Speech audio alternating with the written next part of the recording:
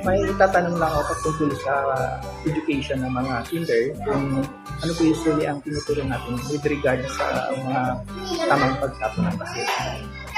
So, ang solid waste management, balik-balikuan sa third quarter na lesson po sa kinder. Balipiga as early as kinder pa lang po, tinuturo na po sa mga bata yung solid waste management. So, kasali po siya sa third quarter na lesson. So, pinapaalam po or tinuturo po sa mga bata yung mga basura na nabubulok, mga plastic, tapos mga plastic, papel, yan, yung mga pagkakaiba. Tapos meron din po kaming sa classroom segregation din po, nabubulok at di nabubulok. Tapos every after snack po, para mas yung bata, mas ma-apply po sa mga bata yung tamang pagtapon ng basura.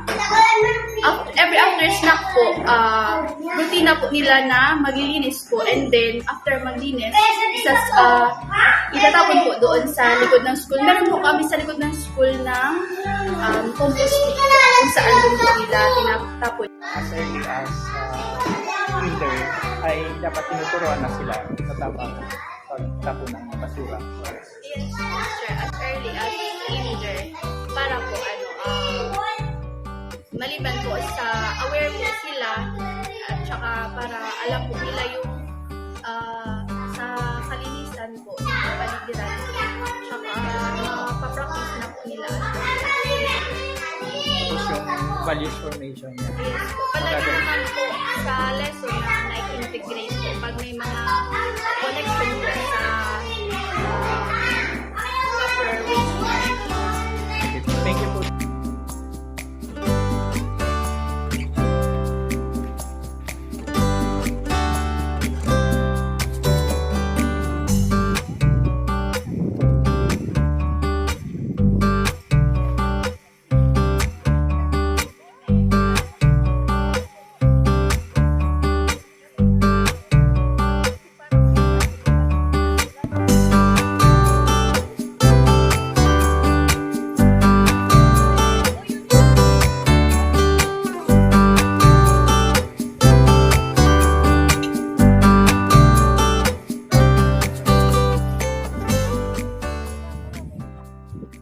Siguro tatlo. Una, sa family influence. So, sinabi ko nga earlier, naalala ko pa, kabataan, sa purple. Every time na kakain at may nahuhulog na tali, kailangan damputin isa-isa. So, instead na walisin, dadamputin. Siguro yun yung nag-instill or tumatak sa utak ko na kailangang may gawin ka. Hindi para sa sarili, kundi para sa family. Pangalawa siguro sa education. Naalala ko, grade 1, yung basic concept na lang na bawal mag-tap, diba, sa paaralan. During those years, is laging nire-remind ng mga teacher basura sa bulsa at walang nakakapag sa tayo.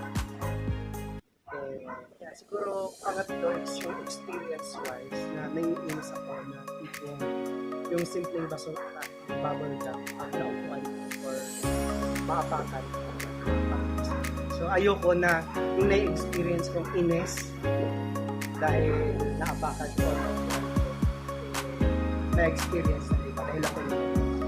So in terms naman yung regular na basura na nakita sa kalsada, yung akin siguro dahil maturity na rin. So as time goes by, yung naipon na yung experience ng bata ka, yung matanda ka, at alam mo na yung tama at mali. Parang yun, kailangan mo na rin gumawa ng action para kahit pa paano gawin yung simpleng bagay na hindi naman kami kaya kunin yung basura at may nakita ang basura hapon.